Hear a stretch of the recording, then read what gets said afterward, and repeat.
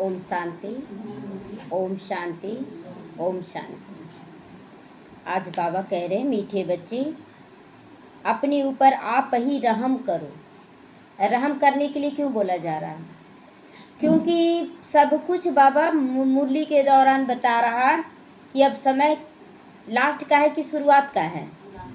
Last का समय है, तो तन मन धन समय श्वास संकल्प जो जीवन सब कुछ बाबा को समर्पण करके करो। तो भी बच्चे नहीं कर पाते हैं ना, तो बाबा को रहम आता है कि देखो अंतिम में क्या हाल होगा। परीक्षा के बच्चों को बोला जाता है कि पढ़ो पढ़ो पढ़ो साल भर तक, नहीं पढ़ते हैं तो बच्चे फिर फेल होते हैं, तो किसको खराब लगता है, किसका जीवन खराब होता है। तो इसीलिए बाबा कहते हैं कि बच्चे अपने ऊपर आप ही रहम करो। बाप जो श्रीमत देते हैं उस पर चलते रहो। बाप की श्रीमत है बच्चे, टाइम वेस्ट मत करो। वेस्ट करो, वेस्ट मत करो, बर्बाद मत करो, इधर उधर फालतू समय में नहीं बर्बाद करो। उल्टा सुल्टा कार्य, बाबा कहता है उल्टा सुल्टा कार्य नहीं करो, केवल सुल्टा कार्य करो। सुल्टा मतलब सीधा कार्य, जो बाबा का कार्य है वही सीधा कार्य है। प्रश्न है, जो तकदीरवान बच्चे हैं उनकी मुख्य धारणा कौन सी है? जो तकदीरवान है उनकी मुख्य धारणा क्या होगी?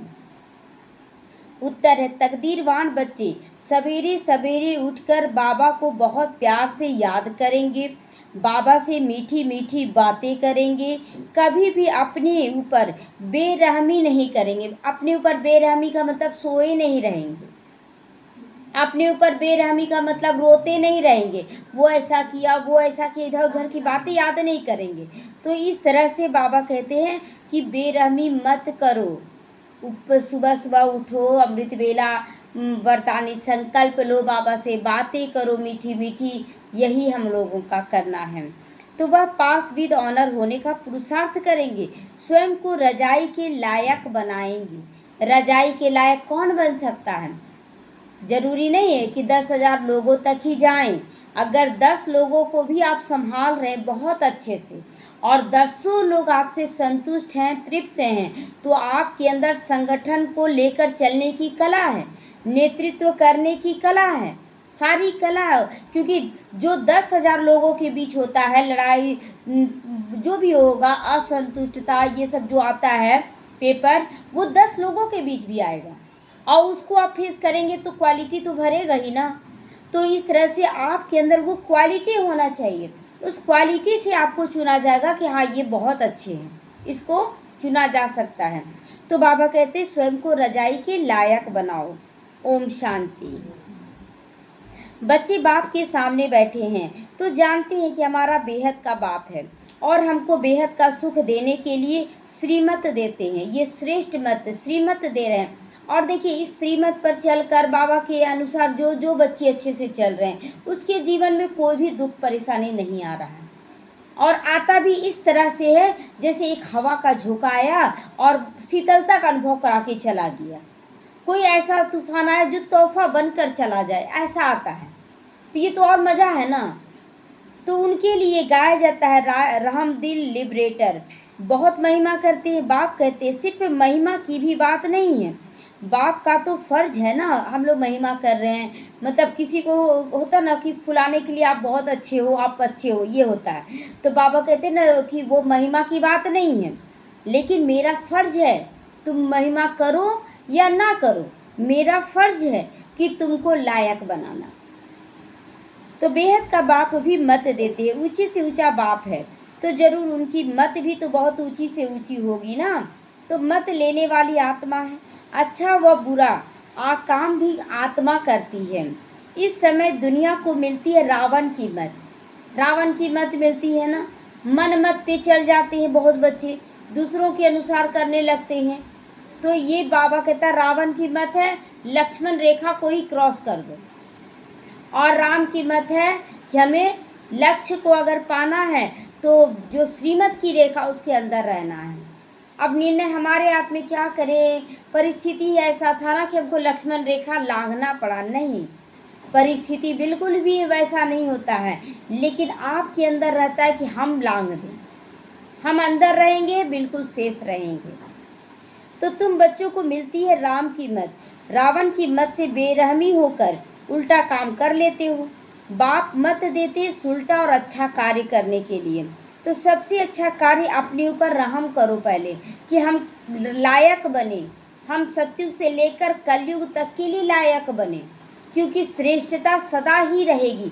क्योंकि अभी अविनाशी बाप द्वारा हमारी जो जो क्वालिटी भरी जा रही है वो सदा काल के लिए भरी जा रही है। जो क्वालिटी है वो सदा काल के लिए। हम अच्छा काम कर लिए, ठीक है, जैसे कि हम लोग इलेक्ट्रॉनिक का काम सीखें और सीखे तो वो हुनर मेरे पास रहेगा कि नहीं, भल करे या ना करे हुनर मेरे पास रहेगा, तो हम 10 साल के बाद भी उसको यूज कर सकते हैं। उसी तरह ये हुनर है इस समय दिया जा रहा है, वो हुनर अगर अपने अंदर धारण कर ले सब कुछ, तो कलयुग के अंतिम जन्म में भी वो हुनर दिखेगा हमारे में। तो इसीलिए बाबा कहता है कि अपने ऊपर रहम करो। तुम जानते हो हम आत्मा सत्व प्रधान थी, बहुत सुखी थी, फिर रावण की मत मिलने से तुम तमो प्रधान बन गए हो। अब फिर बाप मत देते हैं। एक तो बाप की याद में रहो, एक ही बाप की याद में रहना। दुनिया वालों की याद में क्या मिल गया, क्या मिला, वो तो देख लिए ना करके। तो अब अपने ऊपर रहम करो, यह मत देते हैं। बाप रहम नहीं करते हैं, बाप तो श्रीमत देते हैं, ऐसे करो ऐसे करो।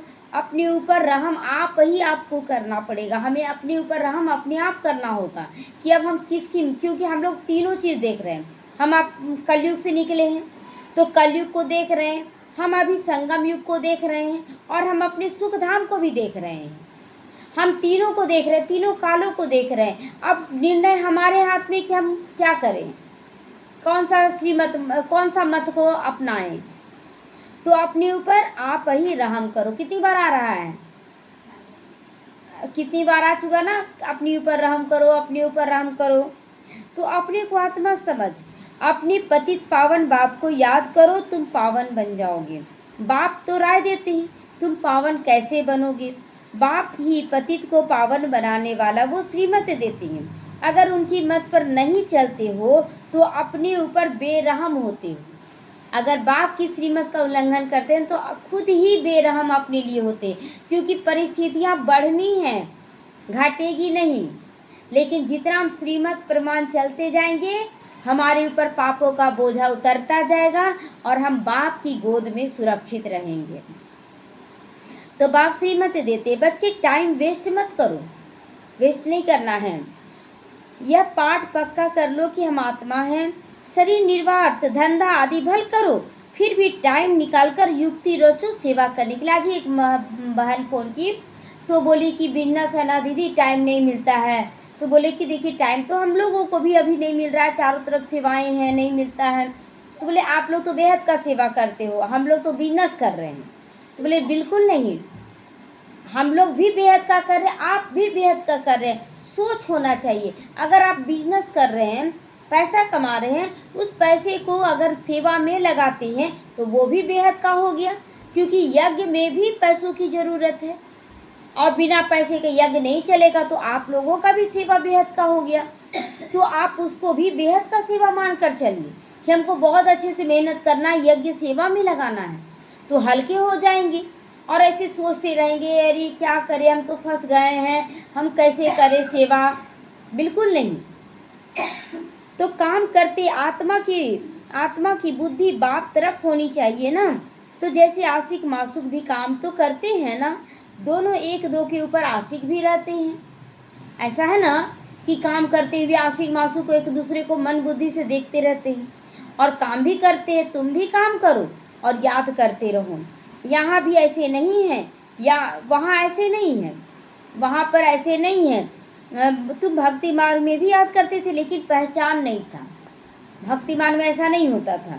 कई कहते हैं कैसे याद करें, आत्मा का परमात्मा का रूप क्या है जो याद करे, क्योंकि भक्ति मार्ग में तो गाया जाता है ना कि परमात्मा नाम रूप से भी न्यारा है, परंतु ऐसा नहीं है। परमात्मा नाम तो पड़ा ना, परमात्मा तो नाम तो हो गया ना, उसका रूप क्या है, ज्योतिर्बिंदु। रहने का घर कहाँ है, परम धाम। नाम, एड्रेस, रूप सब चीज़ तो आ गया। गुण क्या है, कल्याणकारी, तो सारा गुण तो है, तो फिर नाम रूप से न्यारा कैसे हो गया वो। तो कहती भी है भ्रिकुटी के बीच में आत्मा स्टार मिसल है, फिर क्यों कहते हो आत्मा क्या है, उनको देख नहीं सकते? वह तो है, जानने का चित्र है ना। बाबा कहता वो जानना चाहिए क्या है। आत्मा को जाना जाता है, परमात्मा को भी जाना जाता है, इन आंखों से देखा नहीं जा सकता है। वह अति सूक्ष्म चीज़ है। फायरफ्लाई भी से भी महीन है, फायरफ्लाई से भी बहुत महीन है। देखते हैं जुगनू देखते हैं, जुगनू दिखने में आता है, ये चमकता है तो दिखता है, ऐसे नहीं दिखता है। तो उससे भी बहुत महीन है बाबा। आत्मा शरीर से कैसे निकल जाती पता भी नहीं पड़ता। आत्मा कैसे निकल गई, कब निकली, वहीं बैठे हैं लेकिन पता ही नहीं चलता कि आत्मा निकल गई है। तो आत्मा है, साक्षात्कार होता है, आत्मा का दीदार हुआ, सो क्या हो गया? अगर आत्मा को देख लिए, ठीक है, आत्मा को भी नहीं, परमात्मा को देख लिए, क्या हो जाएगा उससे? देखने से कुछ भी नहीं होता है, पुरुषार्थ करने से होता है। तो वह तो स्टार मिसल सूक्ष्म है। अपने को आत्मा समझ बाप को याद करो। जैसे आत्मा वैसे परमात्मा भी सोल है, परंतु परमात्मा को कहा जाता है सुप्रीम सोल। क्यों सुप्रीम सोल कहा गया? क्यों परमात्मा कहा गया? क्यों कहा गया?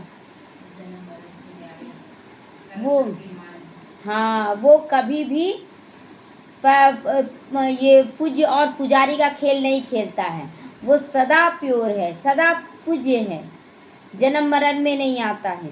तो आत्मा को सुप्रीम तब कहा जाए ना जब जन्म मरण से रहित हो। बाकी मुक्ति धाम में भी सबको पवित्र होकर ही जाना है, उसमें भी लेकिन नंबरवार होकर जाएंगे। परम धाम भी नंबरवार पवित्र होकर जाएंगे। जिनका हीरो हीरोइन का पार्ट है, आत्माएं नंबरवार तो है ना। तो नाटक में भी कोई बहुत पगार वाले होते हैं, कोई कम वाले होते हैं। लक्ष्मी नारायण की आत्मा को मनुष्य आत्माओं में सुप्रीम कहेंगे, काहे कि सबसे ऊंचा पद पाए ना, तो सबसे ऊंचा पद वाले हैं। तो भल पवित्र तो सभी बनते हैं, फिर भी नंबरवार पार्ट है ना सबका। सभी अपने आप के रोल से समझ सकते हैं कि हम कितना अच्छा रोल अदा कर रहे हैं। कोई महाराजा, कोई दासी, कोई प्रजा, तुम एक्टर्स हो ना, जानते हो इतने सब देवताएं नंबरवार हैं। अच्छा पुरुषार्थ करेंगे, ऊंची आत्मा बनेंगे, ऊंचा पद पाएंगे। तुमको स्मृति आई कि हमने 84 जन्म कैसे लिए। अब बाप के पास जाना है। बच्चों को तो खुशी होनी चाहिए, नशा होना चाहिए। सब कहते हैं हम नर से नारायण बनेंगे, मालिक बनेंगे विश्व का। फिर भी ऐसा पुरुषार्थ करना चाहिए ना, ब्रह्मा बाबा के समान पुरुषार्थ करना चाहिए। कितना समर्पण कर लिए ना। ब्रह्मा बाबा को देखेंगे, अगर नारायण बनना है तो मम्मा को देखें, अगर लक्ष्मी बनना है तो उनका गुण क्वालिटी अपने अंदर धारण करना है। तो पुरुषार्थ अनुसार नंबरवार पद पाते हैं। सबको पार्ट नंबरवार पार्ट मिला हुआ है। यह ड्रामा है, यह ड्रामा बना बनाया है। अभी बाप तुमको श्रेष्ठ मत देते हैं। कैसे भी करके बाप को याद करो, विक्रम विनाश हो जाए तो तुम तमो प्रधान से सतो प्रधान बन जाओ। पापों का बोझा सिर पर बहुत है। और क्या इसका प्रमाण है? पापों का बोझा सिर पर बहुत है, वो आपको ज्ञान में चलने ही नहीं देगी, वो आपको ज्ञान सुनने ही नहीं देगी, टाइम नहीं है, कुछ सफल करने नहीं देगी। क्या करे, परिवार है, ये है, वो है, बहानाबाजी करना सिखला देगी। ये है पापों का। और लास्ट में यही सब आखिरेगा कि बाबा तो इतना सुना रहा था फिर भी हम नहीं कर पाए। तो उनको कैसे भी करके खलास करना, ये तब आत्मा पवित्र बनेगी। खलास करो माया को। तमो प्रधान भी तुम आत्मा बनी हो तो सतो प्रधान भी तुम आत्मा बनोगी। इस समय जास्ती इंसॉल्वेंट भारत है, एकदम खाली हो चुका है कि नहीं भारत। इसीलिए तो भारत के लोग विदेश जाते हैं कमाने के लिए। तो यह खेल भी भारत पर है। बाकी वह सिर्फ धर्म स्थापन करने आती है। पुनर्जन्म लेते लेते पिछाड़ी में सब तमो प्रधान हो गए। मतलब चाहे वो धर्म स्थापक हो, चाहे कोई भी हो, लेकिन जो उतरे, चाहे देवी देवता हो, सब जन्म मरण में आते आते तमो प्रधान बन चुके हैं। स्वर्ग के मालिक तुम बनते हो। जानते हो भी हो कि भारत बहुत ऊंचा देश है। अभी कितना गरीब बन गया। गरीब को ही मदद किया जाता है ना। तो अभी सबसे गरीब कौन बना? भारत। और भारत को ही बाबा स्वर्ग बनाने आया है। तो हर बात की भीख मांगते ही रहते हैं। आगे तो बहुत अनाज वहाँ से जाता था, यहाँ से जाता था, बहुत अनाज विदेशों को भी जाता था, सब जगह। अभी गरीब बने तो रिटर्न सर्विस हो रही है, चारों तरफ से आता है। जो ले गए वो उधार मिल रहा है, वो उधार मिल रहा है। श्री कृष्ण और क्रिश्चियन, राशि एक ही है ना, कृष्ण और क्रिश्चियन, नाम मिलता जुलता है ना, तो एक ही राशि की है। क्रिश्चियन ने भी भारत को हप किया है और अब फिर ड्रामा अनुसार वो आपस में लड़ते हैं, फिर मक्खन तुम बच्चों को मिल जाता है, कृष्ण को मिलता है। ऐसे नहीं, श्री कृष्ण के मुख में माखन था, माखन माना विश्वराज अधिकार, ये था। तो वह तो शास्त्रों में लिख दिया है, सारी दुनिया श्री कृष्ण के हाथों में आती है, सारा विश्व के तुम मालिक बन जाते हो। तुम बच्चे जानते हो हम विश्व के मालिक बनते हैं तो तुमको खुशी होनी चाहिए कि नहीं? खुशी हो रहा ना? आज किसी भी आत्मा का दिल जीतना आसान है कि हार्ड है? बहुत इजी हो गया है, बस उसको आत्मा भाई के रूप में देखेंगे, उसके लिए सोचें तो बहुत अच्छा लगेगा। अभी देखिए कि कल मतलब एक मशीन ख़राब हो गया था तो गए हुए थे, तो जो भाई थे वो कुछ पैसा बताए कि हाँ इतना लगेगा। अब देखिए अगर वो कारीगर उसके पास ये क्वालिटी नहीं होता तो मशीन जो कितने हज़ार का वो तो बर्बाद हो जाता, क्योंकि बनाने वाला नहीं। लेकिन अगर कुछ पैसे लेकर वो बना रहा, मेहनत कर रहा, उसके लिए हम लोग क्या करते हैं, इतना नहीं उतना नहीं, ऐसे नहीं कीजिए वैसे नहीं। एक माता जी आई, उस बेचारे को बहुत बोल रही है तो टाइट होकर कि आप इतना ले रहे हैं, ऐसे कर रहे हैं वैसे। अरे वो मेहनत कर रहा, अगर वो ना करे आपका मशीन ठीक तो आपका मशीन ही खराब हो जाएगा। तो हम उसका एहसान ना मान के उसको खरा खोटा सुना के आ जाते हैं। वो भी कमाने के लिए बेटा, मेरा आत्मा भाई है वो, तो देखिएगा उतना ही लेगा जितना कल्प पहले लिया था, फिर क्यों सोचना, है ना। बहुत प्यार से उनके साथ हमें व्यवहार करना चाहिए, वो खुद खुश हो जाएंगे, बोलेंगे बहुत हल्के हो जाएंगे आपसे। तो ये सब देखते हैं ना दुनिया में कि लोग लड़ाई के लिए तत्पर रहते हैं कहीं भी, तो हमें लड़ाई नहीं, मिलाने का काम करना है। तो तुम्हारी कदम कदम में पदम है, कहीं भी जा रहे हैं आपका पदम जमा हो जाएगा, आपकी आत्मिक स्थिति से जमा होगी। तो सिर्फ एक लक्ष्मी नारायण का राज्य नहीं था, डिनास्टी थी ना, का यथा राजा रानी तथा प्रजा, सबके पाँव में पदम होते हैं। तो वहाँ तो अनगिनत पैसे होते, पैसे के लिए कोई पाप आदि नहीं करते हैं, वहाँ था धन होता है। अल्लाह अव्वल दीन का खेल दिखाते हैं ना, घिसा और आ गया धन, ऐसे दिखाते हैं ना, तो वहाँ पर भी तो धन अथाह होगा ना। अल्लाह जो अव्वल दीन अर्थात जो देवी देवता धर्म स्थापन करते हैं, तो इसका मतलब क्या हुआ? अव्वल दीन का मतलब अल्लाह, तो अल्लाह है। अल्लाह के बाद अव्वल दीन का मतलब जो देवी देवता धर्म की स्थापना करते हैं, जो निमित्त बनते हैं। तो सेकंड में जीवन मुक्ति दे देती हैं, सेकंड में साक्षात्कार हो जाता है, कारून का खजाना दिखा देती हैं। मीरा श्री कृष्ण से साक्षात्कार में डांस करती थी, तो श्री कृष्ण कहाँ, सतयुग का प्रिंस है वो। अब वो साक्षात्कार में केवल डांस करती थी, रियल में तो सतयुग में नहीं पहुंच गई। तो बाबा कहते वो तो था भक्ति मार्ग, वो यहाँ भक्ति मार्ग की बात नहीं, तुम तो सच में वैकुंठ में प्रैक्टिकल में जाकर राज्य भाग्य पा रहे हो, प्रैक्टिकल में जा रहे हैं। भक्ति मार्ग में सिर्फ साक्षात्कार होता है। इस समय तुम बच्चों को एम ऑब्जेक्ट का साक्षात्कार होता है, लक्ष्य है हमारा, तो जानते भी हो हम ये बनेंगे। बच्चों को भूल जाता है, इसीलिए बैच दिए जाते हैं। बच्चों को ये ध्यान भूल जाते हैं कि हम लक्ष्मी नारायण बनने वाले, इसीलिए बाबा बैच दे देता है कि बच्चे ये बैच पहन कर रहो, ताकि तुमको याद रहे। लोग पूछेंगे ये क्या है, बोले हम लक्ष्मी नारायण बनने वाले हैं। कैसे बनने वाले हो? हंसेंगे भी, क्योंकि नासमझी में हंस रहे हैं। बोले कैसे?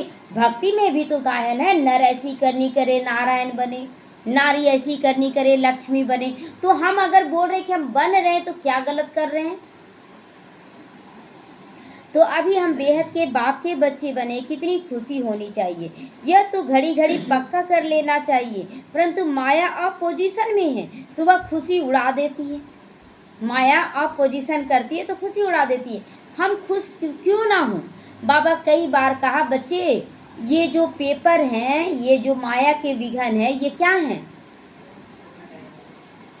कागज का शेर है, पेपर टाइगर है, क्यों डरना इससे? तो बाप की याद करते रहोगे तो नशा रहेगा। बाबा हमको विश्व का मालिक बनाते, फिर माया भुला देती है ना, तो फिर कुछ ना कुछ विक्रम हो जाता है। तुम बच्चों को स्मृति आई है, हमने 84 जन्म लिए और फिर 84 जन्म नहीं लेते। सभी 84 जन्म लेंगे? सभी नहीं लेंगे। तो यह भी समझना, जितना हम याद करेंगे उतना ऊंचा पद पाएंगे। फिर आप समान भी तो बनाना है, खुद भी बने और दूसरों को भी बनाना है। इसलिए जैसे शुरू में पूछते थे ना, बड़ी बहनों से पूछते थे कि आप जैसे घर गृहस्थ वाले जो बड़े थे उन लोगों से भी पूछते थे कि कैसे आप कहीं जाते हैं तो खान पान आप कैसे खाते हैं। जानने का इच्छा रहता था कि हम भी करें। कोई बताने को तो राजी नहीं, कैसे रहते हैं, बस बाबा करा दिया। अरे कैसे कराए, कुछ तो हिंट दो। लेकिन कोई नहीं बताता था। तो फिर बाबा को सौंपते गए, बाबा टच करते गया। आज क्या है कि हम 10 दिन तक रह लेते हैं। कैसे रहना है, बहुत इजी है। कुछ बना कर ले जाएं, बाबा को सौंप कर जाएं, फल फ्रूट खाएं, बाबा पेट भर देता है। बाबा पेट भर देगा, आपको भूख लगने नहीं देगा, सदा स्वस्थ रहेंगे, शक्तिशाली बनकर रहेंगे। तो प्रजा भी बनानी है ना, आप समान भी बनाना है, प्रजा भी बनानी है। Charity begins at home. पहले खुद को सुधारो, फिर लौकिक परिवार वालों को सुधारो, फिर अलौकिक परिवार वालों को, तभी भक्त आत्माओं तक पहुँचोगे। तो तीर्थों पर भी पहले खुद जाते हैं, फिर मित्र संबंधी आदि को भी इकट्ठा ले जाते हैं। अरे बहुत अच्छा जगह, चलिए ना, बहुत शांति मिलता है, लेके चले जाते हैं ना। तो तुम भी प्यार से सबको समझाओ, तो सब नहीं समझेंगे, तुम्हारा कर्तव्य है समझाना। आज भी बाबा अमृत वेले कुछ टच किया, बोले तुमको समझाना, कोई माने या ना माने। तो एक ही घर में बाप समझेगा, बच्चा नहीं समझेगा, पति समझेगा, पत्नी नहीं समझेगी। माँ बाप कितना भी बच्चों को कहेंगे कि पुरानी दुनिया से दिल नहीं लगाओ, तो मानेंगे नहीं, क्योंकि दुनिया का आकर्षण उनकी नज़रों में समाया हुआ है। तो तंग कर देते हैं, हमको ये लेना है, आपको भी ऐसे रहना है, ऐसे करना है, तंग कर देते हैं। तो वहाँ यहाँ की सैपलिंग होगी, वहाँ फिर आकर समझेंगे। बाबा कहते हैं तुम सैपलिंग लगाओ अपने घर परिवार वालों में, फिर सेंटरों पे जाएंगे तो समझ जाएंगे। इस एक बच्चा था ना, है बच्चा, तो उसकी माँ ज्ञान देती है, दे रही है, फिर जॉब लग गया उसका, और जॉब लगा ना तो इत्तेफाक से उसका जो बॉस था ना वो ब्रह्मा कुमार निकला। अब उसको फोटो वोटो सब दे रहा है। पहले तो बच्चा नहीं मानता था उतना, और जब बॉस बोल रहा है तो मानेगा कि नहीं। तो अब सब जगह है बाबा के बच्चे। तो इस धर्म की स्थापना देखो कैसे होती है, और धर्म वालों की सैपलिंग नहीं लगती है, वह तो ऊपर से आते हैं, उसके पिछाड़ी फॉलोवर्स भी आते जाते हैं। यहाँ तो सैपलिंग लगाना मतलब सब विकारी है, उसको निर्विकारी का बीज बोना। तो यह तो स्थापना करते हैं और फिर सबको पावन बनाकर ले जाते हैं। इसीलिए उनको सतगुरु लिबरेटर भी कहा जाता है। सच्चा गुरु एक ही है। मनुष्य कभी किसी की सदगति नहीं करते, सदगति दाता तो एक ही है, उनको ही सतगुरु कहा जाता है। भारत को सचखंड भी वही बनाती है। रावण झूठ खंड बना दिया ना, झूठी माया, झूठी काया, झूठा सारा संसार बोलते हैं ना, तो झूठा बना दिया तब तो बोलते हैं। और बाबा तो सचखंड बना रहा, मैं आत्मा हूँ, स्वर्ग में भी करेंगे, सब कुछ राज्य करेंगे, लेकिन उसमें फंसेंगे नहीं, उस समय भी याद रहेगा मैं आत्मा हूँ। तो भारत के लिए, बाप के लिए झूठ, देवताओं के लिए भी झूठ कह देते हैं। तब बाप कहते hear no evil, talk no evil, कुछ भी मत सुनो, कुछ भी मत देखो बाहर का, कुछ भी मत सुनो। क्यों कहते हैं? क्योंकि सब झूठ है। इनको कहा जाता वैश्यालय। सतयुग में शिवालय। मनुष्य थोड़ी समझते हैं, वह तो अपनी मत पर चलते। कितना लड़ना झगड़ना चलता है। बच्चे माँ को, पति स्त्री को मारने में देरी नहीं करता है, एक दो को काटते रहते हैं। बच्चा देखता है कि बाप के पास बहुत धन है, देता नहीं, तो मारने में भी देरी नहीं करते हैं। कितना केस आता है ना, कितना न्यूज आ रहा है। तो कैसी गंदी दुनिया। अभी तुम क्या कर रहे हो, क्या बन रहे हो? अभी हम देवी देवता बन रहे हैं। तो यह तुम्हारी एम ऑब्जेक्ट खड़ी है लक्ष्मी नारायण की। तुम तो सिर्फ कहते हो हे पतित पावन आकर हमको पावन बनाओ, ऐसे थोड़ी कहते हैं विश्व का मालिक बनाओ, बोलते हैं बस पति से पावन बनाओ, दुख से छुड़ा दो। लेकिन कभी नहीं बोले कि हम कहाँ बन पाएंगे, वो लक्ष्मी नारायण तो अलग है। और अब तो लक्ष्य ही है हमारा तो गॉड फादर तो हेवन स्थापन करते हैं, तो हम हेवन में क्यों नहीं हैं? फिर रावण तुमको नरकवासी बनाता है, कल्प की आयु लाखों वर्ष कह देने से भूल जाते हो। बाप कहते तुम हेवन के मालिक थे, अब फिर चक्र लगाकर है हेल्स के है मालिक बने हो। अभी फिर बाप तुमको हेवन का मालिक बना रहा, मतलब ये चक्र है कि कभी रावण नरक का मालिक बनाता है और बाप आते तो स्वर्ग का मालिक बनाता है। तो कहती हैं मीठी आत्माएं, बच्चों अब बाप को याद करो तो तुम तमो प्रधान से सतो प्रधान बन जाओगे। तमो प्रधान बनने में आधा कल्प लगा, बाकी सारे ही कल्प कहें, क्योंकि कला तो कम ही होती जाती है ना। बाबा कहता है कि सारे कल्प ये एक यही समय है जिस समय हम तमो प्रधान से सतो प्रधान तुरंत बन जाते हैं, लेकिन सतयुग से लेकर कलयुग तक तो पेट्रोल लेके चल रहे हैं, तो कम तो होगा ना, चलाएंगे गाड़ी तो इस समय कोई कला नहीं रही। कहते हैं मैं निर्गुण हारे में कोई गुण नहीं। तो इनका अर्थ कितना क्लियर है, निर्गुण हारे में कोई गुण नहीं, मतलब मुझ आत्मा का जो क्वालिटी था वो मर्ज हो चुका है। तो यहाँ फिर निर्गुण बालक की संस्था भी है, बालकों में कोई गुण नहीं है, नहीं तो बालक की आत्मा महात्मा से भी ऊंचा कहा जाता है ना। बालक को उनको विकारों का भी पता नहीं, बच्चों को है पता, विकारों का नहीं। महात्माओं को भी विकारों का पता रहता है, तो अक्षर भी कितने रॉन्ग बोलते हैं ना। महात्माओं को भी पता रहता है, बाकी बच्चों को पता नहीं रहता है। तो हमें ऐसा बनना कि कोई कितना भी समझाने की कोशिश करे कि वो ऐसा करता, वो हमारी बुद्धि वो टच ही ना करे, एकदम न्यारा हो कर रहे हैं। तो माया बिल्कुल लेकिन अनराइटियस बना देती है। गीता पढ़ते भी हैं, कहते भगवान वाद काम महाशत्रु ये आदि मध्य अंत दुख देने वाला है, फिर भी पवित्र बनने में कितने विघ्न डालते हैं, पवित्र नहीं बन पाते हैं।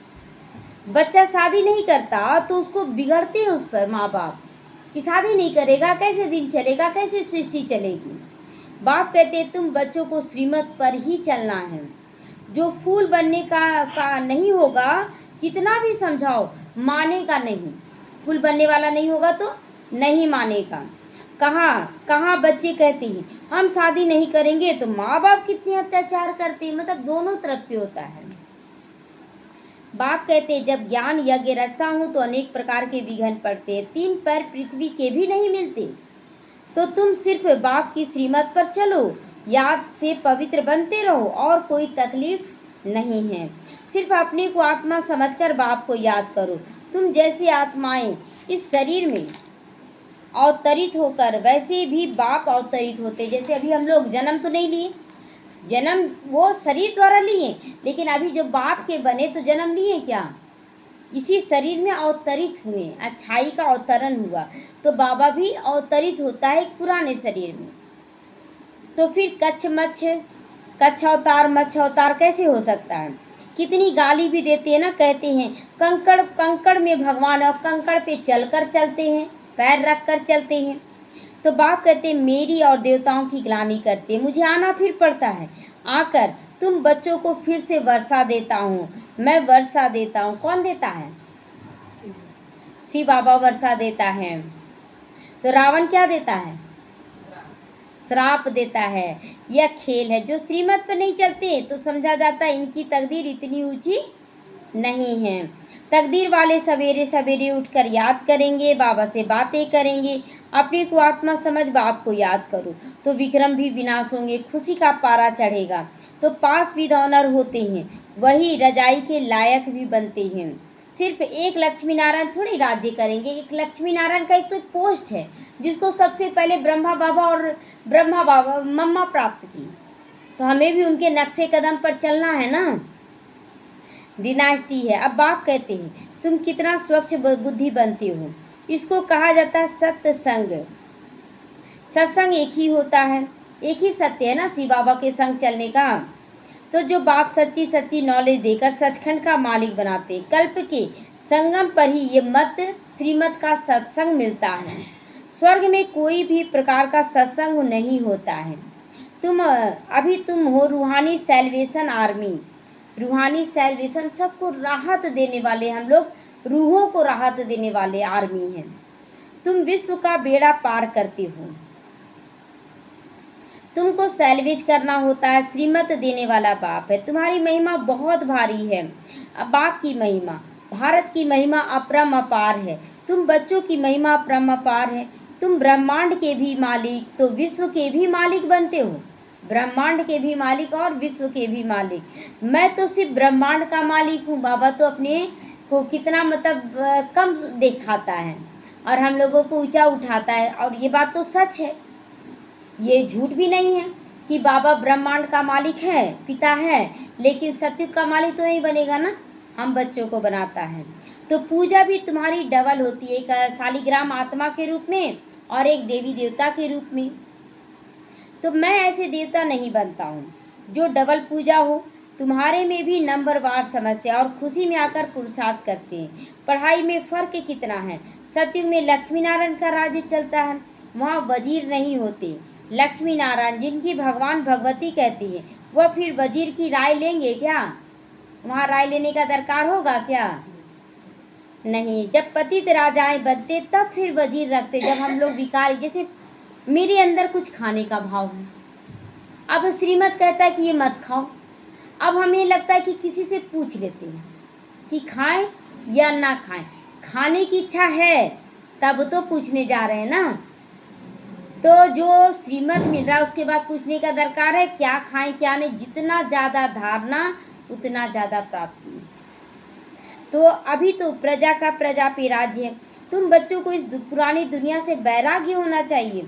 ज्ञान, भक्ति, वैराग्य, ये समय कौन सा चल रहा है? संगम युग का। तो वैराग्य होना चाहिए। ज्ञान सिर्फ रूहानी बाप सिखलाते हैं और कोई सिखला ना सके। बाप ही पतित पावन सभी का सदगति दाता है। अच्छा, मीठे मीठे सीखी लदे बच्चों प्रति माता पिता बाप दादा को याद प्यार, गुड मॉर्निंग और नमस्ते नमस्ते। हम रूहानी बच्चों की रूहानी माता पिता बाप दादा को याद प्यार, गुड मॉर्निंग और नमस्ते नमस्ते। शुक्रिया बाबा, शुक्रिया।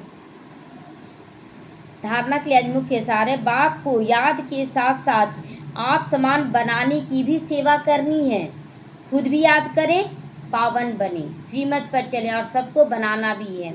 चैरिटी बिगिंस एट होम, सबको प्यार से समझाना है। इस पुरानी दुनिया से इस बेहद का बैरागी बनना है। Hear no evil, talk no evil, see no evil. ना बुरा सुनना है, ना बुरा बोलना है, ना बुरा देखना है, ना बुरा करना है, ना बुरा सोचना है ना। तो उस बेहद के बाप के बच्चे हैं। वह हमें कारून का खजाना, कुबेर का खजाना सुने ना, कारून का बाबा कह रहा खजाना देते हैं। इस खुशी में रहना है। वरदान है, हर संकल्प, बोल और कर्म को फलदायक बनाने वाले रूहानी प्रभावशाली भवन। जब भी किसी के संपर्क में जाते हो तो उनके प्रति मन की भावना में स्नेह, सहयोग और कल्याण की प्रभावशाली भावना हो। किसी के संपर्क में आते हैं तो हर एक बोल किसी को हिम्मत उल्लास देने के प्रभावशाली हो। साधारण बातचीत में समय ना चला जाए। ऐसे ही हर कर्म फलदायक हो, चाहे स्व के प्रति हो चाहे दूसरों के प्रति। आपस में भी हर रूप में प्रभावशाली बनकर चलो। सेवा में रूहानी प्रभावशाली बनो, तब बाप को प्रत्यक्ष करने के निमित्त बनोगे। हमारा हर एक जगह जो सोच, बोल, कर्म होना चाहिए वो श्रेष्ठ होना चाहिए, तभी हम किसी के ऊपर प्रभाव डाल सकते हैं। स्लोगन है, ऐसी शुभ चिंतक मणि बनो जो आपकी किरणें विश्व को रोशनी देती रहे। अव्यक्त सारे संकल्पों की शक्ति जमा कर श्रेष्ठ सेवा के निमित्त बनो। समय प्रमाण, शीतलता की शक्ति द्वारा हर परिस्थिति में अपने संकल्पों की गति को, बोल को शीतल और धैर्यवत बनाओ। धैर्यवत क्यों? क्योंकि अधैर्य हो जाते हैं बच्चे। तो यदि संकल्प की स्पीड फास्ट होगी, क्या हुआ, कैसे हुआ, तो फास्ट हो गई तो समय व्यर्थ चला जाएगा, कंट्रोल नहीं कर सकोगे। इसीलिए शीतलता की शक्ति धारण कर लो तो व्यर्थ से बच जाओगे। ये वह क्यों, क्या, कैसा, ऐसा वैसा नहीं, इस व्यर्थ की फास्ट गति से छूट जाओगे, है ना। ओम शांति।